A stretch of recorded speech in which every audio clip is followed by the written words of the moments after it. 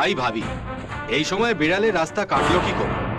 মাঝে মাঝে বেড়ালকেও অসময় রাস্তা কাটতে হয়, তার উপর অনেক দায়িত্ব দেওয়া আছে তো। বেশি দায়িত্ব নেবেন না। আর বেড়ালের গায়ে চকরা বকরা দাগ থাকলেই বেড়াল কখনো বাঘ হয় না, বেঘরে মারা পড়বেন। বেড়ালের আঁচড় তো একবার খেয়েছেন, এর মধ্যেই দাগটা মিলিয়ে গেল। কি ব্যাপার, গাড়িটা আটকালেন কেন? সরে যান সামনে থেকে, স্যারকে অনেক দূর যেতে হবে। আমার কাছে ইনফরমেশন আছে যে উনি গাড়ি করে ড্রাগস আর কোল্ড বিস্কিট নিয়ে যাচ্ছেন, তাই ওনার গাড়ির তল্লাশি না করে আমি ওনার গাড়ি যেতে দিতে পারবো না। এই, আর একটা উল্টো পাল্টা কথা বললে জুতিও মুখ লম্বা করে দেবো তোমার।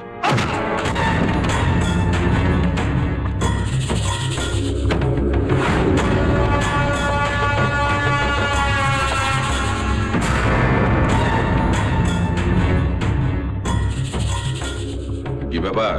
গাড়ির চাবিটা দিতে বলুন, আপনার গাড়ির তল্লাশি নেব। নিজের পজিশনটা ভুলে যেও না, আর আমারটা।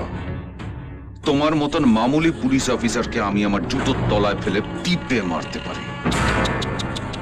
ভুলেও এই কাঁচা কাজটা করবেন না, কারণ নেতাদের চাকরিটা কাঁচা আর পুলিশেরটা পাকা। একবার পা দুটো ধরে উল্টে দিলে এই জুতো পরা পা দুটো ওপরে আর মাথাটা নিচ্ছে, একেবারে পাদুর ঝোলা হয়ে যাবেন। রাস্কেল, তুমি আমাকে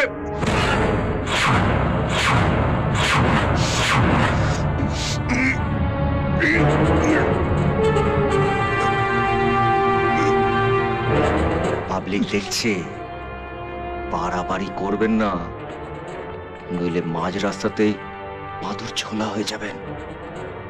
চাবিটা দিন।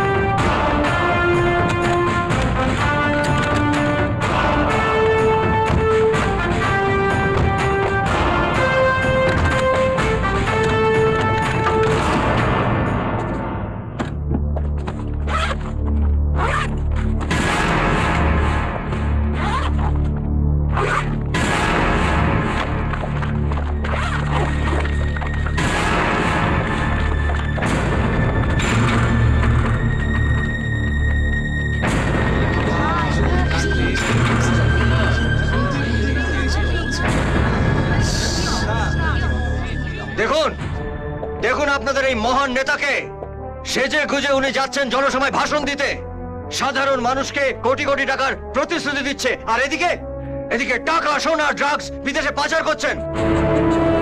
বছরের পর বছর এরা আপনাদের সর্বনাশ করে যাচ্ছে, আর বছরের পর বছর আপনারা রোদ্দুরে দাঁড়িয়ে ভোট দিয়ে এদেরকে জিতিয়ে যাচ্ছেন। আপনাদেরকে বাঁচিয়ে রাখার জন্য দু মুঠো ভাত আপনাদের মুখে তুলে দিতে পারুক আর না পারুক, আপনাদের মারার জন্য ড্রাগস আমদানি করতে পারে।